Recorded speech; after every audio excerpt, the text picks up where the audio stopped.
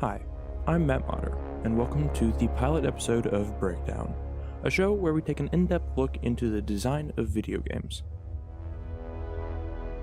In today's episode, we'll be looking into Worldbuilding and the semi-open design of Hyper Light Drifter.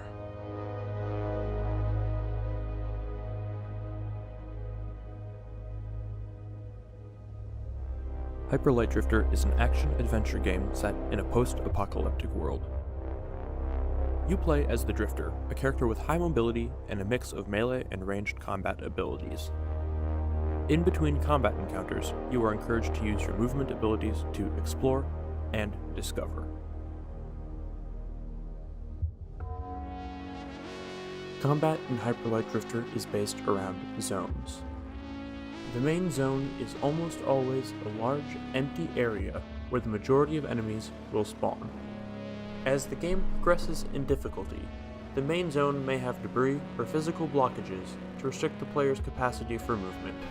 This is done to force the player to think out of the box and use their abilities creatively. There may also be more than one main zone, and some combat encounters may have up to 3. Flanking this are additional zones. These zones tend to have additional spawn pads to create extra ranged enemies. These force players to expand their spatial awareness beyond just their immediate surroundings. This formula holds true for the majority of general combat, as well as boss battles. There are variations such as this one, where there is a singular zone and no additional side zones.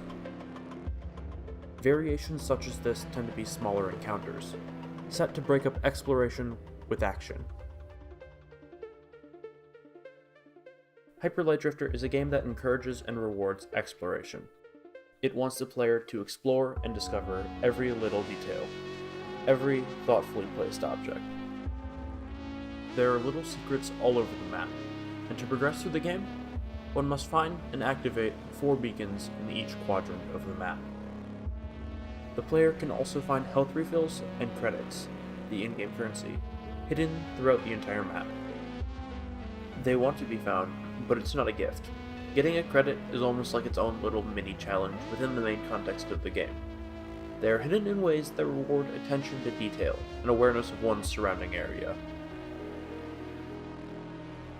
This recommendation here is the largest body of text you will find in the entirety of Hyper Light Drifter. They took the concept of the silent protagonist and extended it to the entire game. There isn't a line of dialogue, nor any in-game exposition. Yet, Hyper Light Drifter has an engaging, in-depth storyline, which is exactly why it is designed to reward players for paying close attention to the world. The story isn't explained through a textual medium, but rather through the visual medium of the world itself. It is a story of destruction and the aftermath of said turmoil. An unnamed darkness has set upon the land, shown in the intro cinematic and throughout portions of the game. It is formless and featureless beside the iconic pink sigil that makes up its face. It changes shape rapidly and leaves much up to the imagination of the player. It is identified and labeled in a vague manner, to allow it to be all-encompassing, while letting the player mentally configure it into their ideal version of a faceless, formless, pure evil. You arrive after the destruction has taken place, left to piece together the past in order to understand where you're going now.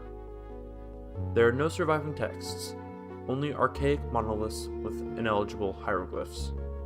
Nothing to give you a detailed bearing of what has happened, only demolished buildings and skeletal corpses of colossal beings long dead. This narrative dead zone, or more accurately, negative space, can seem like a vast oversight, or perhaps a limitation that stems from having a 9-person development team. However, to claim this would be to discredit the genius of Alex Preston, and by extension, Hyper Light Drifter. This lack of information was a very intentional decision, and one that influences every second of time you spend playing. Negative space is important in art, as it allows the brain to run wild, filling in the little details that aren't there in the actual piece. Everyone has a different experience as their brain replaces the empty space, constructing the full image, or in this case, constructing the full story.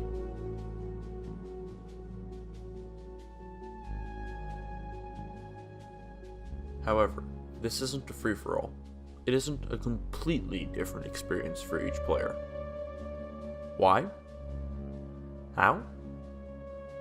Constraints. Rules don't limit creativity. In fact, they spur it on. The more shape something has, the easier it is to give it an identity. While you are never explicitly told what has caused the destruction in Hyperlight Drifter, by littering the corpses of colossal creatures throughout the world, a connection is drawn. Then, to further the connections being made, many of these beings have large weaponry, hinting at some ancient war. So just here we have 3 rules or constraints: the destruction of a civilization, weapons, and monolithic corpses and motions of combat.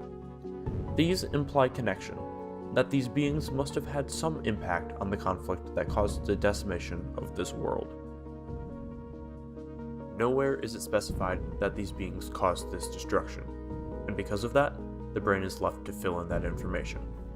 You might believe that they were attacking, whereas I may think they were there to defend against some unknown threat. Both are equally correct and equally incorrect, for all one can know within the given information and parameters. And that is the beauty of reliance on negative space for narrative intent. The story becomes personal, just by existing.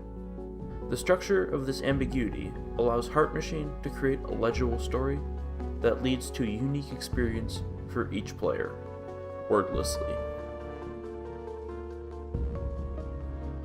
A story doesn't have to mean listening to hours of meaningless dialogue, or reading a novel's worth of conversation.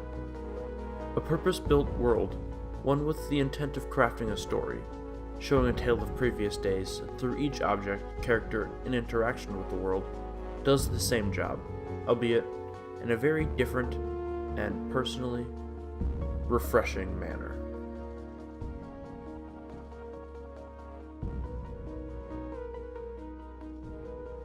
Thank you for watching all the way to the end of this analysis. My goal with Breakdown is to get you to think about the games that you play, and the design work that goes into them. Hopefully, I've given you something to chew on today. A special thanks goes out to Mark Brown of Game Maker's Toolkit for inspiring me to try to create a video game analysis. Without your series, this wouldn't have been possible. Thank you.